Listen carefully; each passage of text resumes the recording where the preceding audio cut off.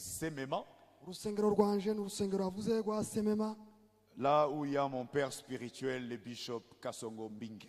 rero umubyeyi wanje mu mwuka ni Bishop Kasongo, Mais je ne suis pas venu vous parler de moi, je suis venu vous parler de Jésus. ariko ntabwo ari zo naje kubabwira, naje kubabwira Yesu Kristo. Amen. Est-ce que nous pouvons lire la parole de Dieu? Reka dusome ijambo ry'Imana. Amen.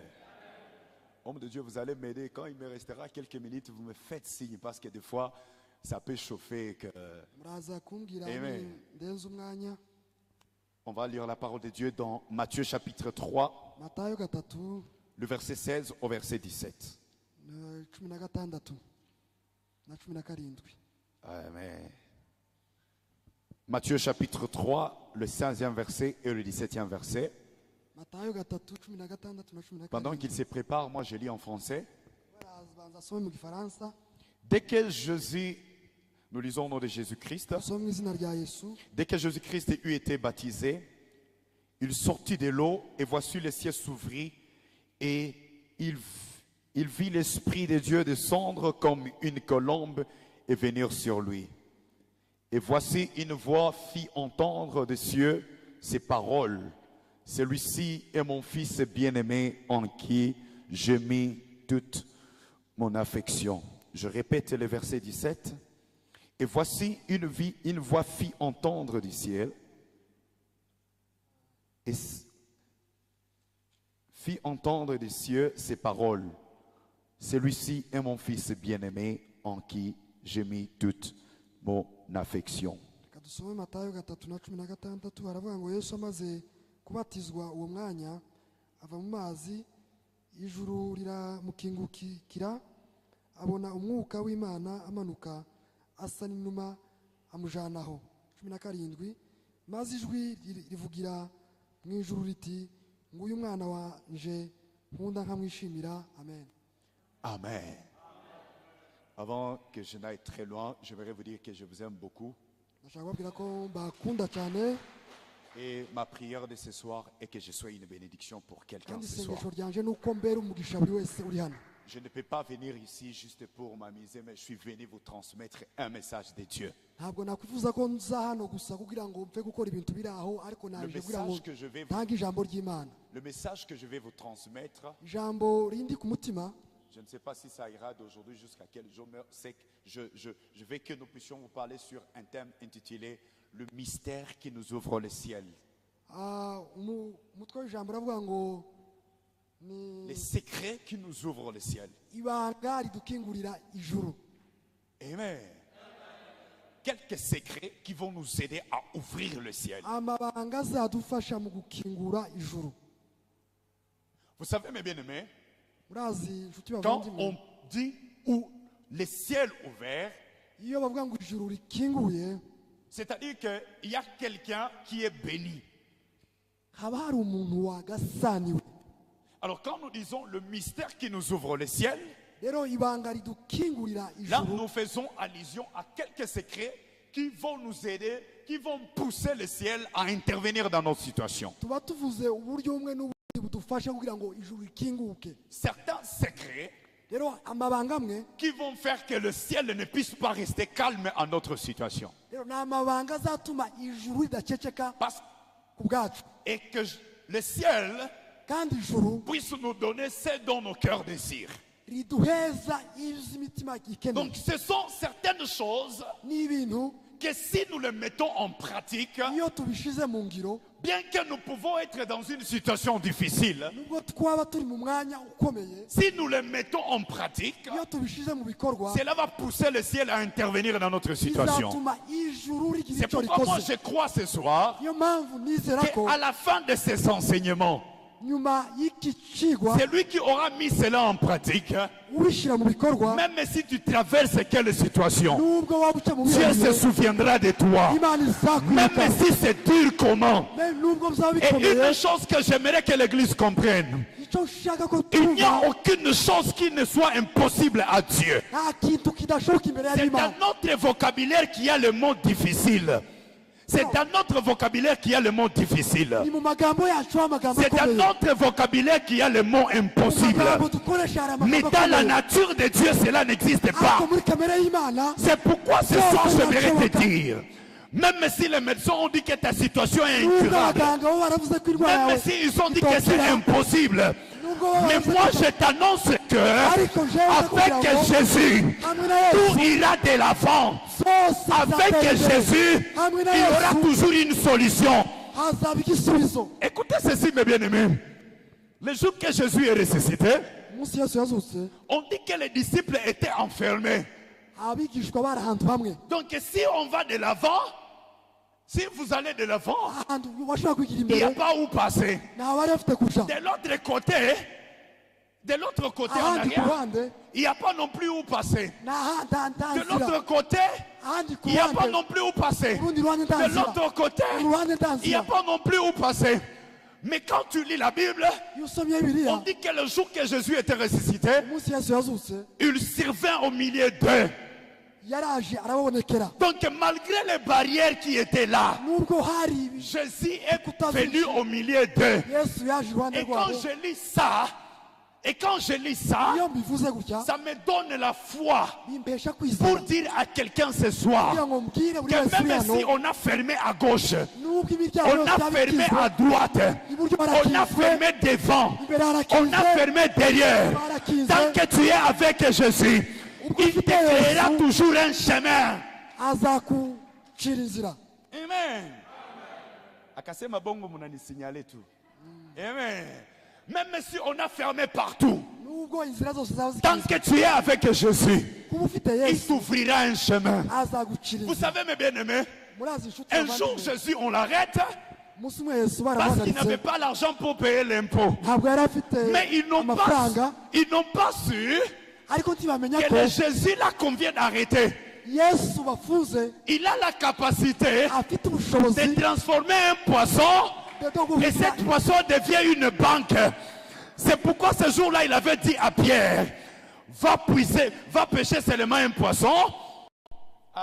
Go to fish, go to fish a fish. Now you know how to do. Amen. Je vais entrer dans les très vite.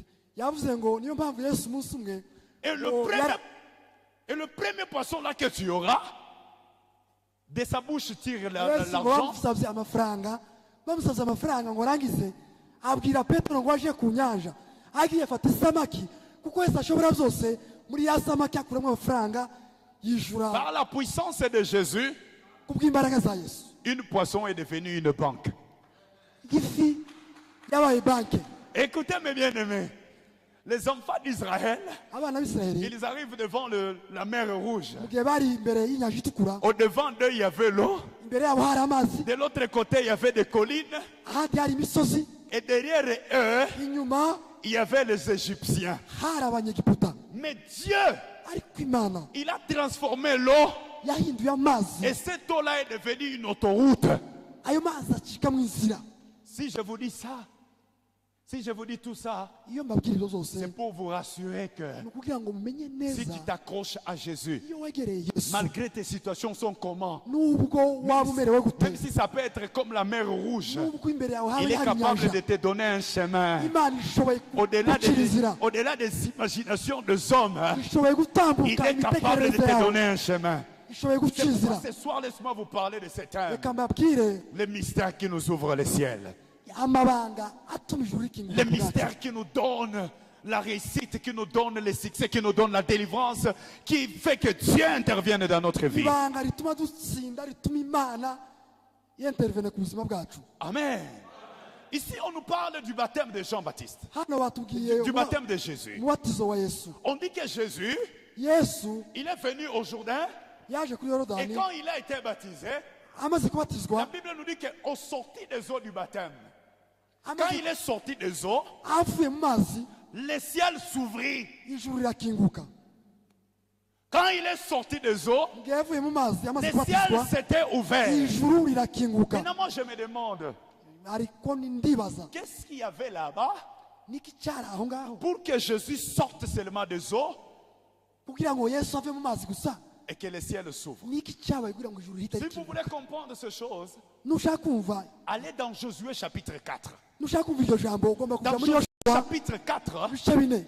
dans Josué chapitre 4, Yoshuwa ibice bine, On dit ceci. haravuga ngo Les enfants d'Israël, abana b'isiraheli ils arrivent au devant du Jourdain. bageze imbere ya yorodani Quand ils arrivent au devant du bari Jourdain, imbere ya yorodani Dieu dit à Josué, imana ibwira yoshuwa demande aux sacrificateurs de porter l'arche.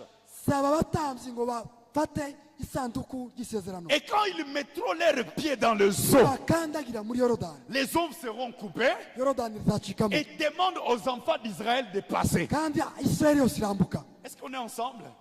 Maintenant, quand la chose là s'est passée, rero quand ils sont entrés dans le zoo bamaze gukandagira mu et mazi que les eaux se sont coupées, amazi arigabanya les enfants d'Israël ont commencé à traverser. abisiraheli batangira kwambukira humutse Et quand les enfants d'Israël ont fini à traverser, bamaze kwambuka Dieu a dit à Josué, imana ibwira yoshuwa ngo demande aux représentants des tribus bwira abayobozi b'imiryango de prendre chacun une pierre kugira ngo buri wese afate ibuye et qu'ils aillent à côté du Jourdain kandi baje kuri yorodani et me construire une hôtel. banyubakira igicaniro Les représentants des tribus ont fait ainsi. abayobozi b'amafamiye bakora Mais gutyo après que les représentants aient pris leurs pierres, bamaze gufata amabuye yabo la Bible me montre une autre chose. bibiri inyereka ikindi kintu Là même dans le Jourdain, muri yorodani Josué a aussi pris 12 pierres. yoshuwa afata amabuye cumi Il n'abiri construit aussi l'hôtel là dans le yubaka zoo. igicaniro mu mazi Là où il y avait les sacrificateurs. hari abatambyi Il construit un hôtel là-bas. abubaka igicaniro Et il demanda maintenant aux sacrificateurs de sortir. asaba abatambyi kuva mu mazi Maintenant écoutez ceci mes bien-aimés. mwumve rero hano hantu Dans le Jourdain, muri il yorodani y avait un hôtel hari igicaniro sur quoi on n'avait pas donné d'offrande.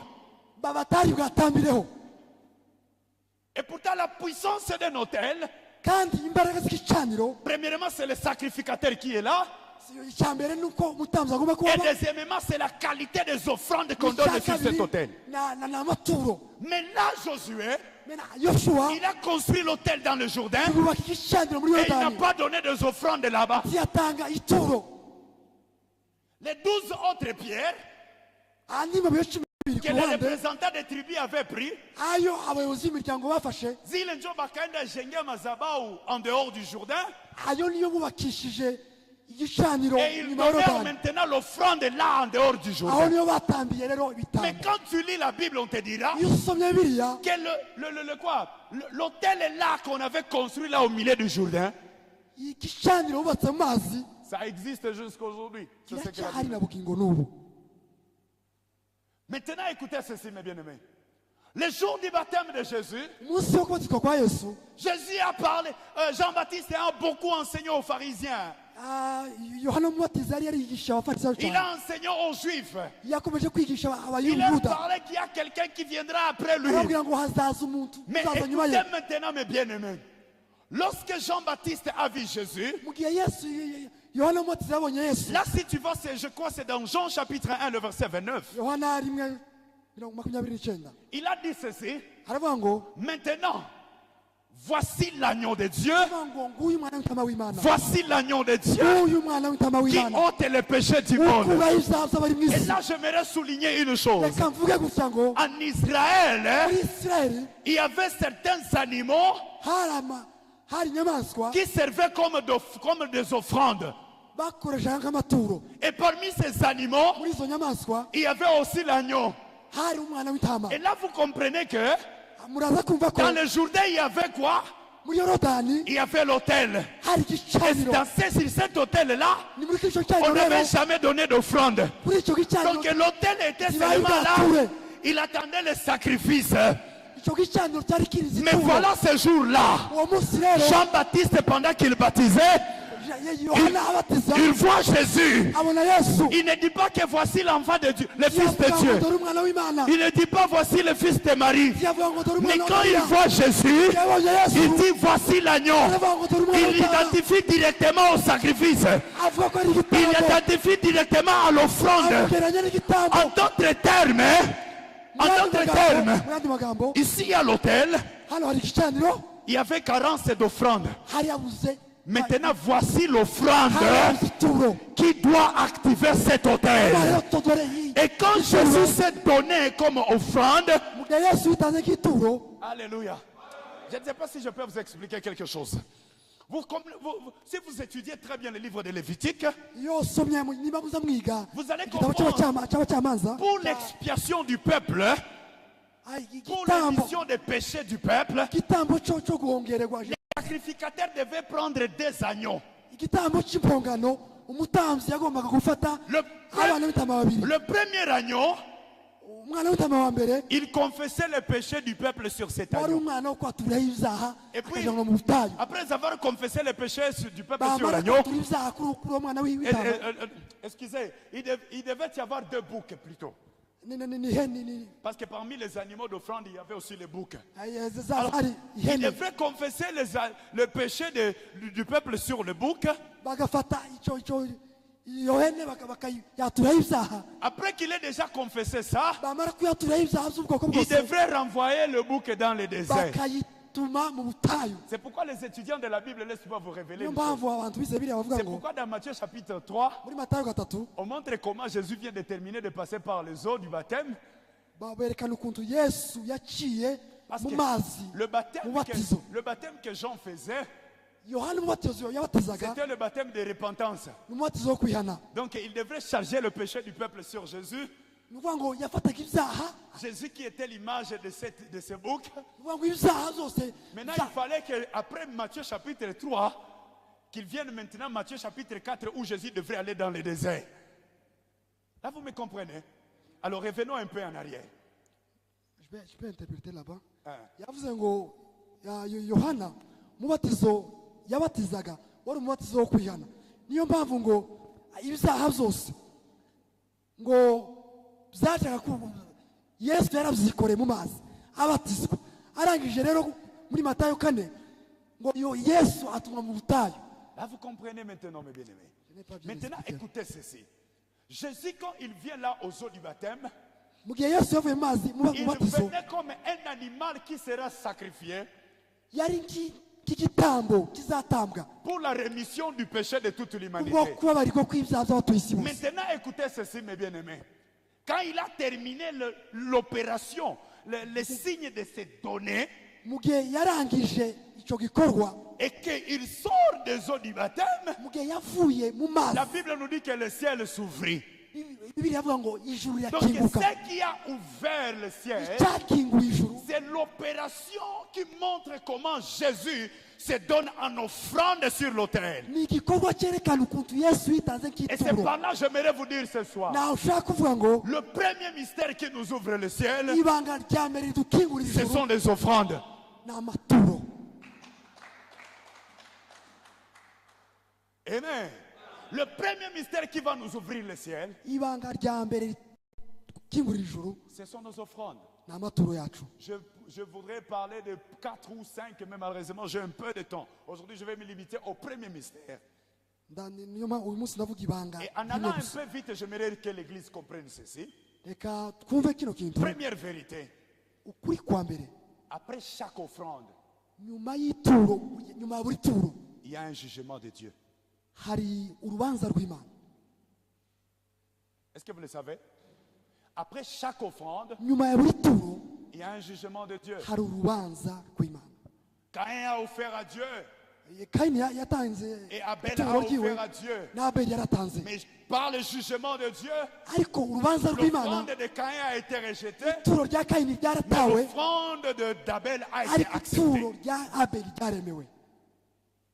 C'est-à-dire ni ukuvuga ko que même si tu donnes mal à Dieu, nubwo watanga nabi, même si on prie pour toi, nubwo watanze nabi n'ubwo wagusengera, Dieu ne va pas agréer ça.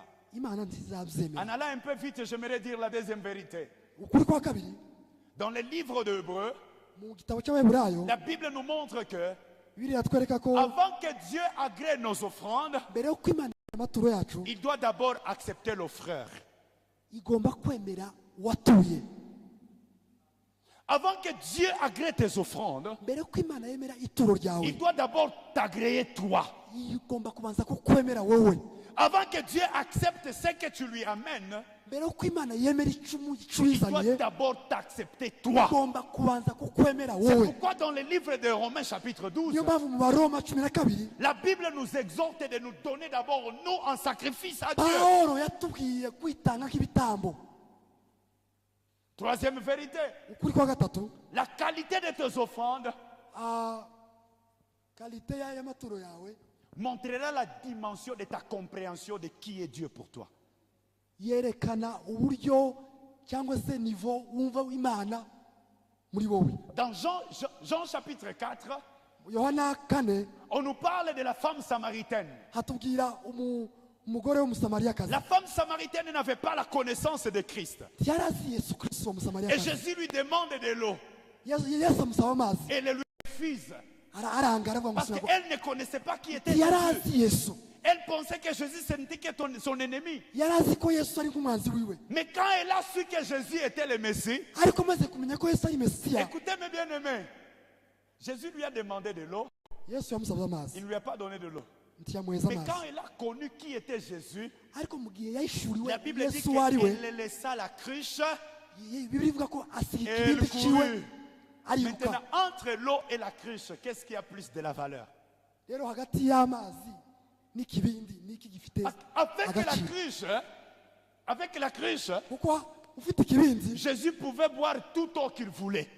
ni ukuvuga ngo Yesu ubwo yaramusiga ikibindi Avant yashobora kunywa amazi yose ashaka. qu'elle n'ait la connaissance de Jésus, avant qu'elle n'ait la connaissance de Jésus, mbere yuko amenya ukuri kwa Yesu elle lui a refusé l'eau qui n'avait pas beaucoup de valeur. yabanje kumwima Mais quand amazi elle a eu adafite la agaciro, connaissance de qui est Jésus, ariko amaze kumenya ukuri kwa Yesu elle lui a donné la cruche qui a plus de valeur yamusiga qu'elle. ikibindi. Maintenant, toi aussi, j'aimerais te dire ce soir, Reka nkubwire, la qualité de tes offrandes montrera le niveau de ta connaissance. amaturo utanga niyo yerekana uburyo uzi Imana. Si je peux dire la quatrième vérité, Ukuri kwa kane j'aimerais vous dire ceci. La qualité de tes offrandes amaturo yawe relève aussi la dimension de la révélation que tu as sur Jésus. yerekana urwego rw'ishyurirwa ryawe kuri Yesu. Écoutez ceci, mes bien-aimés. Lorsque un jour Jésus monte à la montagne, umunsi umwe Yesu yazamutse ku musozi il va prier avec Pierre, Jean et Jacques. atangira gusenga na Yakobo na Yohana na Petero. Ces gens-là les voyaient comme quelqu'un d'ordinaire. bamubonaga nk'umuntu usanzwe, Mais quand ils arrivent là-bas, ariko bageze aho ngaho ils voient comment Jésus est changé. babona ukuntu Yesu ahinduwe. Et quand il est changé, amaze guhindurwa, de l'autre côté on voit Moïse, uruhande rumwe babona Mose, de l'autre côté on voit Élie. urundi ruhande babona Eliya. Et là, Pierre Petero découvre une image spirituelle de Jésus. abona ishusho y'Imana Il, ya Yesu, il trouve une nouvelle révélation de abona Jésus. ishyurirwa rishasha kuri Yesu. Et là, il prend maintenant l'initiative. Rero agira umugambi, Et il dit à Jésus, abwira Yesu, construisons ici 3 tentes. reka twubake ingando zitatu. Avant qu'il n'ait connu cette révélation, mbere atarabishyikira icyo il n'avait yishyurirwa pas donné aussi l'initiative de construire pour Jésus. yagize umugambi wo kubaka ingando, Mais quand il a eu la révélation, ariko amaze kuyirishyurirwa il a pris lui-même l'initiative. afata umugambi Et il a dit, aravuga ngo construisons maintenant reka pour toi. twubake. Je te dis la vérité, mon bien-aimé. Ndakubwiye ukuri, Lorsque Christ se révèle à iyo toi, Yesu yishyuriye ku il buzima y a bwawe, certaines offrandes que tu ne lui donneras pas. hari amaturo utotanga, Il y a certaines offrandes que tu ne lui hari donneras amaturo pas. utotanga. Et avant que je termine, mbere yuko ndangije, j'aimerais vous dire ceci. reka mbabwire ngo La qualité de tes offrandes amaturo yawe montre la dimension de ta reconnaissance envers Dieu. yerekana urwego uziho Imana. Quelqu'un qui est reconnaissant umuntu uzi Imana, donnera aussi des offrandes qui montrent sa dimension de reconnaissance. umuntu uzi Imana cyane azatura bingana n'uko azi Imana. C'est vrai ou c'est faux? Quand tu vas dans les livres de Chroniques, iyo usomye mu ngoma, quand on parle de la construction du temple, iyo bavuga ngo kubakwa on montre Urusengero. l'offrande qu'avait donné David. hari ituro yatanze. Mais bien aimé, j'essaie un peu de calculer l'offrande là. iryo turo nagerageje gukora imibare, J'ai calculé seulement la valeur de l'or. yakoze imibare y'izahabu, J'ai calculé la valeur de l'or yakoze imibare y'izahabu yakoreshejwe, au prix de $64, le prix actuel des grammes d'or. yabisanishije n'ibiciro by'uyu munsi by'izahabu. Et j'ai trouvé la valeur de cet or-là était autour de 5 milliards 750 millions comme ça de dollars. asanga iyo turo ryari miliyari 5 Est-ce que c'est tout le monde qui peut donner une telle offrande? ese ni buri wese wotanga iryo turo? Mais vous allez comprendre une chose. Ariko murumva ko Les 5800 et quelques là, izo miliyari 5 yatanze c'est le zirenga budget de tout un pays. ni budget y'igihugu. Hein, Jovile? C'est le budget de tout un pays. ni budget y'igihugu. Et c'est lui qui a donné ça à David. Kandi Dawudi wayitanze C'était la tête de tout un pays. yari perezida, yari mukuru w'igihugu. Amen. En d'autres termes, Mu yandi magambo David a montré à Dieu, yeretse Imana Dawudi je ko reconnais que tu m'as fait roi. nzi ko ari wowe wangize Je umwami, reconnais que tu m'as donné l'autorité sur tout un pays. ni wowe wangize uyu mwami umbeza ubushobozi Maintenant, bw'iki gihugu. l'offrande que je dois te donner, Ituro mena ntanze c'est l'offrande de la royauté. ni ituro ryo gushima, C'est l'offrande d'un roi. ni ituro ry'ubwami. Et si vous essayez un peu de lire la Bible, Usomye vous Bibiliya, allez comprendre que Dieu avait conclu des alliances et des royautés avec David. Imana yagiranye amasezerano y'ubwami budakuka ku nzu ya Dawudi. Est-ce que vous le savez? Dieu avait conclu des alliances et des royautés. Imana ku bw'iryo turo Parce que yagirana même amasezerano na dans Dawudi, sa manière de donner, kubera ko uburyo bwo gutura il kwiwe prouvait que je reconnais que c'est toi qui m'as rendu grand. yerekana ko kuko ari Imana yamuhaye byose. Maintenant, si on pèse tes offrandes, Rero bashize si amaturo on yawe ku pèse tes munzani, offrandes, hagize ushira amaturo yawe ku est-ce que ça munzani, montre la reconnaissance de là où Dieu m'a yerekana agaciro k'aho Imana yagukuye, Ou bien tu es en train de donner des offrandes cyangwa utura qui font insulter Dieu. amaturo arakaza Imana. Et laisse-moi vous dire la vérité, mes bien-aimés. Reka mbabwire ukuri, Si tu es un roi iyo uri umwami et que tu donnes comme quelqu'un un vendeur de tomates, ugatanga nk'umugaragu, c'est comme si tu es en train de dire à Dieu, uri kubwira Imana, j'aurais voulu que tu me remettes encore dans cette vie ici. uri kubwira ati yaba wari unsubije inyuma nkaba umugaragu nkagurisha itomate ku muhanda. Amen. Si vous faites ça, Iyo ukoze gutyo c'est comme si tu veux dire à Dieu, je veux que je rentre dans ma vie de bassesse. uba usa n'uwabwira Imana ngo ngende gusubira inyuma mu buzima Est-ce que nawuzemo. vraiment la qualité des offrandes que tu donnes à Dieu, Amaturo utanga ça montre la reconnaissance de là où Dieu t'a pris et de là où Dieu vient de te faire arriver. yerekana ko uzi ko hari aho Imana yagukuye n'aho ikugejeje. Ça, c'est une question que chacun de nous devrait Ni répondre. ikibazo buri wese agomba kwibaza muri twe. Si on essaie un peu de voir comment Dieu a changé ta vie Iyo ugerageje kureba ukuntu Imana yahinduye ubuzima bwawe et comment tu es en train de le servir avec ton argent, n'uburyo n'urwego wayikoreramo mu mafaranga yawe, comment tu es en train de le servir avec ton temps, n'urwego wayikoreramo mu mwanya comment tu es wawe, en train de le servir avec tes potentiels, n'urwego uhaye wikoreramo Est-ce que mu byo c'est- ufite byose yaguhaye, est-ce que cela montre la reconnaissance que tu as envers Dieu? byerekana mu by'ukuri Vous savez, ko uzi ko hari aho Imana yagukuye. pour terminer, j'aimerais vous dire ceci. Ndangiza reka mbabwire ngo Dans la Bible, muri Bibiliya on nous dit, quand Dieu disait aux enfants d'Israël, igihe hari aho Yesu Imana yabwiraga quand ils devraient ubwoko bw'Isirayeli choisir l'animal à offrir comme offrande, baje gutora ituro inyamaswa y'ituro, il leur avait dit ceci: Imana yarababwiraga ngo vous n'offrirez pas un animal aveugle ou boiteux. timuzatura ituro ry'inyamaswa imugaye cyangwa impumyi. Un animal aveugle, ça symbolise quoi? Inyamaswa y'impumyi irasobanura iki? Un animal aveugle, Inyamaswa y'impumyi ça symbolise toutes les offrandes là que tu peux amener à l'église, ni buri turo utanga, toutes les offrandes là que tu amènes à l'église, ni amaturo yose uzana mu rusengero mais que tu as eu dans de mauvaises voies. wabonye biciye mu nzira zitemewe.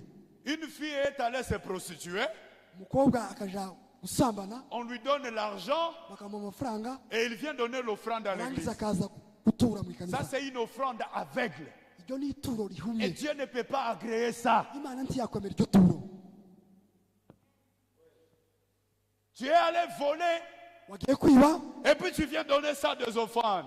nurangiza uze utanga amaturo Dieu ne peut pas amafaranga agréer wibye. ça. Imana ntiyabyemera. C'est une offrande aveugle. Iryo ni ituro rihumye. Une offrande boiteuse, c'est quoi maintenant? Ni iki rero ituro rimugaye Ce risobanura? sont ces offrandes-là qui ne sont même pas de ton niveau. Ni amaturo atari ku rwego rwawe. Dieu t'a béni, imana yarakugasaniye Tu as la capacité de donner même $100 par dimanche. ufite ubushobozi bwo gutanga buri ku cyumweru idolari 100 Mais tu viens donner 5000 francs. ariko ugatanga ibihumbi 5 Ça, c'est une offrande boiteuse. iryo ni ituro rimugaye. Et laisse-moi vous dire la vérité. Reka mbabwire ukundi kuri, Dieu nous connaît très bien. imana iratuzi cyane. Il y a quelqu'un qui peut donner même 500 francs Hari ushobora gutanga 500 et Dieu prend ça en charge. imana ikanyugwa cyane. Et toi, tu amènes 10 000 francs, Wewe wazana ibihumbi 10 mais Dieu définit ça comme un boiteux. imana ikarifata nk'ituro rimugaye, Parce que lui, il connaît là où il t'a tiré et ce qu'il t'a donné. kubera ko imana izi urwego ugezemo. Amen. Je crois que mon temps est fini. Ndatekereza umwanya wanje urangire. Même pendant 30 secondes, j'aimerais que l'église, nous puissions dire ceci à Dieu. Reka tubwire imana muri ubu buryo. Tu vas prier, tu vas dire ceci à Dieu. Urasenga ubwire imana ngo Seigneur, aide-moi à savoir t'offrir. mana mfasha menye gutura. Donne-moi un cœur à te servir avec mon argent. Peza umutima wo gutura Que je puisse te donner de bonnes offrandes kugira ngo uture amaturo qui vont ashitse permettre que le ciel soit ouvert sur ma vie. azatuma ijuru rikira. Parle à Dieu ce soir. Senga Dis-lui, Seigneur, ouvre le imana ciel ngo mana kingura et ijuru agrée mes offrandes. kugira ngo wemere amaturo Parle yawe. à Dieu, parle à Dieu, parle à Imana Dieu. weza umutima wo kwiturira J'aimerais amaturo que quelqu'un ashitse. parle à Dieu, élève ta voix, Senga parle à Dieu. senga aho wicaye